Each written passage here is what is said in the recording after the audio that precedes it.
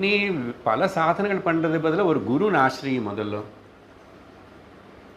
அவருக்கு சேவை பண்ணுறதுல ஈடுபடு முதல்ல. எதுக்கு இந்த சேவை பண்ணணும்? நான் போய் உட்கார அவர் டீச் பண்ணுவார் போதும் இல்லைன்னா அப்படி இல்லை. இந்த சேவா అనేది இல்லைன்னா நீ உன்னோட அகங்காரம் அடங்காது. அகங்காரம் தலை தூக்குற வரைக்கும் அது எவ்வளோ எவ்வளோ ஸ்ட்ராங்காக இருக்கிறது அந்த அளவுக்கு நீ ஞானம் அடைய முடியாது, கஷ்டம். அதுக்கு தான் இவ்வளோ அந்த நமஸ்காரம். அதனால் சுவாமி கிட்ட போய் கூட நம்ம அங்கேயே சரணாகத்தை பண்ணணும், பிரபன்னர்களாக இருக்கணும் அப்படின்னு சொன்ன சரண்டர் ஆகணும். அங்கேயும் சரண்டர் தான், இங்கேயும் சரண்டர் தான் விஷயம். அப்போ என்ன ஆகும்? அந்த சேவை பண்ண பண்ண பண்ண கடவுள் பேர் சொல்லி சித்தம் சுத்தி ஆகிடும்.